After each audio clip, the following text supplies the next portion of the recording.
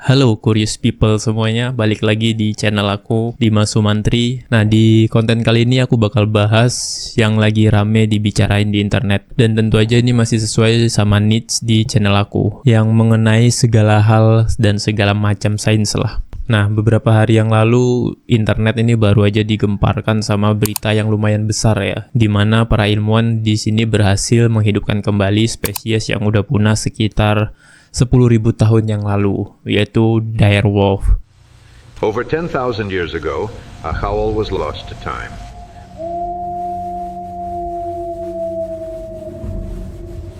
But today it returns.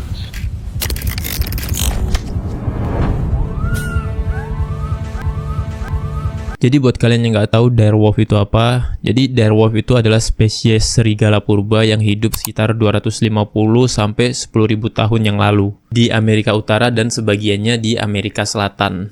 Nah, direwolf ini memiliki ukuran yang lebih besar dan lebih kuat dibanding sama serigala pada umumnya, yaitu serigala abu-abu, dengan berat sekitar 60 sampai 90 kg dengan panjang 1,5 meter.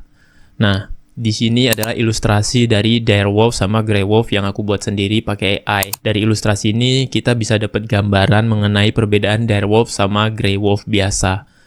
Nah, di sini kelihatan banget kan perbedaan dari ukuran mereka. Nah, walaupun mereka ini memiliki panjang yang sama dari hidung sampai ekor, tapi berat dan tinggi mereka ini bisa beda jauh. Direwolf di sini kelihatan lebih besar dan lebih gagah, dan dari segi kekuatan tentu aja direwolf ini lebih besar daripada serigala abu-abu biasa. Nah, kalau kalian pernah nonton serial TV Game of Thrones juga, direwolf ini jadi salah satu inspirasi dari serigala raksasa yang dipelihara sama anak-anaknya Lord Stark itu. Dimana waktu itu mereka nemuin direwolf yang udah mati dan menyisakan 5 anaknya. Dan kemudian 5 anak direwolf yang masih kecil itu dipelihara sama kelima anak dari Lord Stark itu tadi. Dimana di film itu juga sebenarnya diceritakan kalau direwolf ini sendiri itu udah punah dan jadi legenda. Nah, tapi nggak tahu kenapa ternyata masih ada nih sisa-sisa peninggalannya sedikit dan kemudian dipelihara sama mereka. Dimana juga direwolf ini jadi lambang dari kerajaan mereka. I'm not a Stark. Get on. It's a freak. It's a direwolf.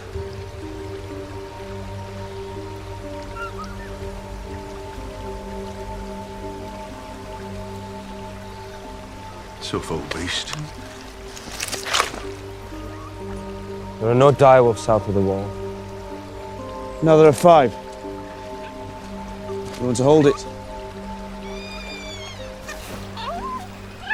Nah, penyebab kepunahan dari direwolf ini sendiri apa sih? Nah, para peneliti ini sendiri meyakini penyebab kepunahan dari direwolf ini sendiri disebabkan oleh perubahan iklim dan dikarenakan persaingan sama predator lain di akhir-akhir zaman es. Nah, penurunan populasi mangsa-mangsa atau hewan-hewan besar tadi juga berkontribusi pada hilangnya spesies serigala purba ini. Hutan dan padang rumput yang dulunya jadi habitat direwolf ini sendiri juga mulai hilang dan mengurangi sumber daya dari makanan mereka. Karena dulunya mereka ini hewan-hewan yang berburu binatang-binatang besar kayak bison, terus kuda purba, dan bahkan mamut. Bayangin mamut sebesar itu jadi buruan mereka. Bayangkan seberapa kuatnya direwolf ini. Nah, diakibatkan perubahan iklim yang terjadi ini juga membuat hewan-hewan purba tadi punah. Nah, karena kurangnya makanan mereka itulah yang menyebabkan populasi mereka itu turun drastis di alam liar. Nah, sedangkan serigala abu-abu sendiri yang memiliki ukuran lebih kecil, mereka memiliki makanan yang berlimpah karena mereka masih bisa berburu hewan-hewan kecil kayak rusa, kelinci, dan hewan-hewan kecil lainnya lah karena pergerakan mereka yang cepat. Jadi mereka bisa ngejer hewan-hewan tadi yang lincah. Nah, sedangkan direwolf ini kan memiliki ukuran yang lebih besar. Jadi otomatis mereka nggak bisa bergerak secepat dari serigala abu-abu tadi. Yang menyebabkan mereka nggak bisa berburu dan nggak bisa menangkap hewan-hewan kecil tadi untuk dimakan. Nah, karena mangsa-mangsa alami mereka itu udah mulai punah, hewan-hewan besar-besar tadi. Nah, di kondisi ini direwolf itu sendiri kesulitan buat mencari makan sehingga populasi mereka di alam liar itu semakin sedikit. Kayak gitu kira-kira. Nah, dan uniknya juga ternyata direwolf ini menurut para peneliti mereka bukan kerabat dekat dari serigala abu-abu setelah DNA mereka diteliti. Nah, dan direwolf ini memiliki posisi yang unik dalam sejarah evolusi sebagai salah satu puncak rantai makanan. Jadi mereka predator yang paling atas gitu pada zaman kejayaan mereka. Jadi di zaman mereka jaya-jayanya tuh mereka tuh cuman berburu, nggak ada hewan lain atau spesies lain yang memburu atau memakan direwolf ini tadi. Nah, kalau sekarang kan manusia ada di puncak rantai makanan ya, jadi nggak ada yang berburu manusia gitu. Nah, sedangkan di zaman dulu, di zaman kejayaan mereka itu ada di puncak rantai makanannya. Mereka jagoannya lah gitu.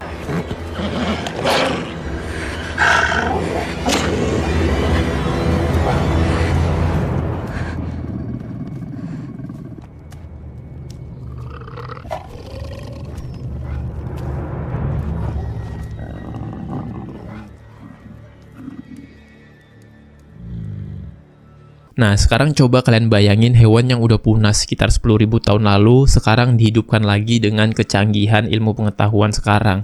Dan tentu aja AI adalah kunci dari keberhasilan ini. Jadi AI ini lumayan berperan besar terhadap keberhasilan dari penelitian mereka ya. That animal. Or Is this done by AI? Is this it's done by AI and programs? software, yeah. So we built part of our business model is building technologies to solve these really complicated problems. They're much harder to solve than just solving them for existing species. Open sourcing that for conservation for free, but then also taking those technologies that we can monetize for humans and spinning them out. So our first computational analysis company was called FormBio, and we actually spun it out of the business. Tapi sebelum kita bahas lebih lanjut mengenai video ini, jangan lupa subscribe dulu karena di channel aku lumayan sering ngebahas mengenai sisi gelap sains dan sisi terangnya juga. Pokoknya segala hal yang mengenai tentang sains. Karena sesuatu yang berbau sains ini lumayan seru untuk diikuti perkembangannya gitulah. Jangan lupa subscribe. Jangan lupa subscribe ya, oke? Nah, jadi pada tanggal 8 April kemarin ya, internet ini cukup digemparkan sama berita yang satu ini, di mana direwolf yang udah punah 10.000 tahun lalu bisa diciptakan lagi dengan DNA yang didapat dari tengkorak atau fosil mereka sendiri, di mana para ilmuwan ini menemukan tengkorak direwolf atau fosil direwolf yang udah berusia sekitar 13.000 tahun, sama yang satunya lagi fosil berusia 50.000 tahun. Nah, kemudian mereka mengambil DNA-nya dari tengkorak tersebut dan Colossal Bioscience sebagai pelaku utama dari penelitian ini. Colossal Biosciences develops cutting-edge technology to protect biodiversity and reverse human caused extinction. Nah, Colossal Bioscience sendiri itu apa sih? Kenapa dia bisa menciptakan kembali hewan yang udah punah 10.000 tahun lalu? Dan gimana cara mereka membuat penelitian ini yang kita nggak bisa bayangkan, yang kita nggak mustahil menjadi mungkin untuk terjadi dan sekarang udah terjadi gitu. Nah, mengenal Colossal Bioscience ini sendiri didirikan pada tahun 2021 oleh Dr. George Kurtz. Semoga aku nggak salah sebut namanya ya. Jadi dianya adalah seorang profesor di Harvard University dan Bin Lam, seorang pengusaha serial. Nah, kalau kalian sendiri nggak tahu apa itu pengusaha serial itu adalah orang yang mendirikan sebuah perusahaan atau mengembangkan sebuah perusahaan yang kemudian dijual lagi ke orang lain gitu. Jadi dianya sering melakukan hal itu.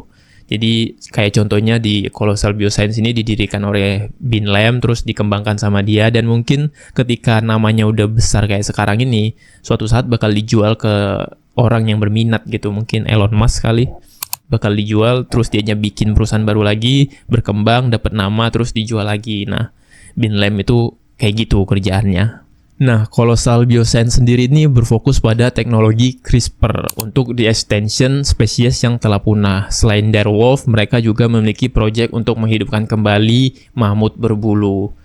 Nih, kalian bayangin ya, nih gajah raksasa dan berbulu lebat yang biasanya kita tonton di film-film animasi, sekarang lagi mereka garap proyeknya untuk dibuat ulang gitu.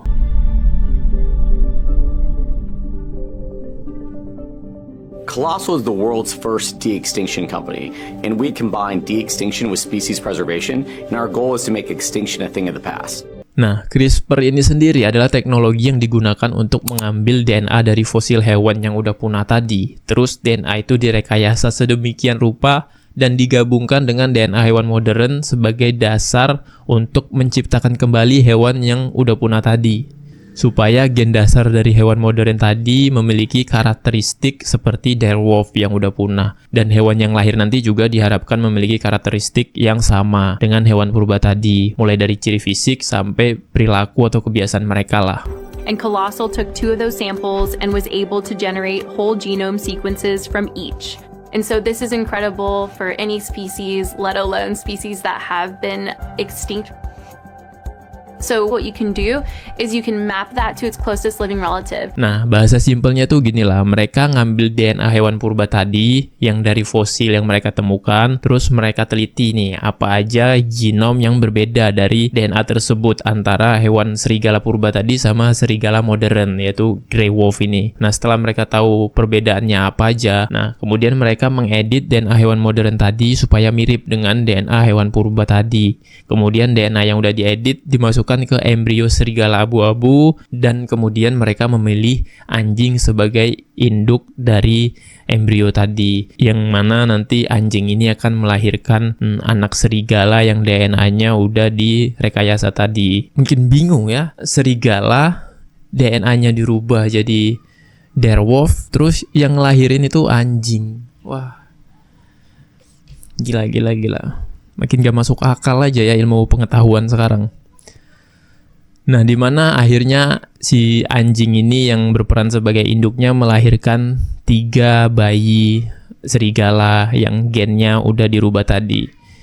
Yang pertama namanya Romulus, Remus, dan Khaleesi. Si Romulus ini serigala jantan, Remus serigala jantan, dan Khaleesi serigala betina. Meet Remus and Romulus, the first 2 direwolves since the Pleistocene era. Meet Khaleesi, the first female direwolf brought back from extinction. She may be small now, but she's destined to stand as an equal among her brothers, a fierce force in the making. Their journey is only beginning. Nah, barusan kan kita udah bahas secara singkat gimana Colossal Bioscience ini menciptakan direwolf itu sendiri. Nah, kalau untuk lebih detailnya mengenai penelitian ini gimana bisa bekerja, mungkin kalian bisa lihat sendiri di channel YouTube mereka, Colossal Bioscience, atau kalian tanya sendiri sama ahli biologi ya. Nah, ngomongin soal Colossal Bioscience itu sendiri ya, kita coba cari tahu rekam jejak dari mereka. Nah, sebelum project ini tuh mereka udah ngerjain project apa aja gitu. Gimana rekam jejak mereka selama ini. Nah, Colossal Bioscience sendiri ini dikenal sebagai pelopor dalam bidang rekayasa genetik dan de-extension. Mereka telah mengembangkan teknologi inovatif yang nggak hanya bertujuan untuk menghidupkan kembali spesies yang udah punah, tapi juga mereka melindungi spesies yang terancam punah. Juga mereka memperbaiki ekosistem dan lingkungan dari hewan-hewan yang terancam punah tadi. Nah, di sini jelas ya peran mereka itu nggak cuman untuk menghidupkan kembali hewan-hewan purba yang udah mati dan udah punah tadi, tapi mereka juga melindungi spesies-spesies yang terancam punah dan menjaga lingkungan mereka agar tetap terjaga gitu. Jadi kepunahan hewan di zaman dulu nggak terulang lagi di zaman sekarang. Everyone likes to talk about the climate crisis, but we are actually in a biodiversity crisis, and that's absolutely critical to our way of life. So if all of these species go extinct, then we'll have full ecosystem collapse. Some scientists have estimated that by 2050, half of all species that are alive today will be extinct. The truth is that extinction happens. Extinctions have happened throughout evolutionary history.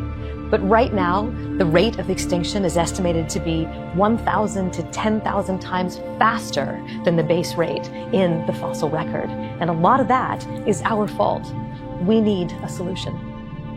Nah, sedangkan de-extension sendiri itu adalah proses pengembalian spesies yang telah punah ke dunia modern dengan rekayasa genetik, di mana de-extension ini sendiri juga jadi keahlian mereka, mana mereka bisa menghidupkan kembali hewan purba di zaman dahulu dibalikkan ke dunia zaman modern ini dengan rekayasa genetik yang mereka kuasai itulah. Nah, tapi semenjak keberhasilan dari penelitian ini diumumkan ke publik, banyak juga yang menyangkal kalau ini itu bukan menghidupkan kembali direwolf, tapi cuma memodifikasi serigala abu-abu biasa. Pada dasarnya itu adalah serigala abu-abu yang dirubah penampilannya aja gitu, dari bulu, ukuran, dan sebagainya lah. Jadi intinya ini serigala abu-abu tapi cuman dibikin penampilannya lebih mirip direwolf tadi.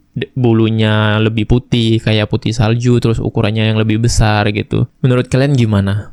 Ini tuh cuman serigala abu-abu biasa atau ini tuh bener klaim yang mereka bilang kalau mereka bisa menghidupkan kembali direwolf itu tadi? Ya tapi tetap aja ya, keberhasilan penelitian ini lumayan keren menurutku. Dan hal kayak gitu juga nggak masalah ya. Soalnya kita bisa lihat hewan purba yang nggak bisa kita lihat secara langsung dulu. Jadi kita cuma bisa ngelihat mungkin di film atau di buku-buku gitu. Nah sekarang kita bisa ngelihat hewan itu secara langsung gitu. Walaupun seperti yang mereka bilang ini cuma ciri fisiknya aja yang disamakan gitu. Tapi ya oke lah, ini salah satu kemajuan yang luar biasa.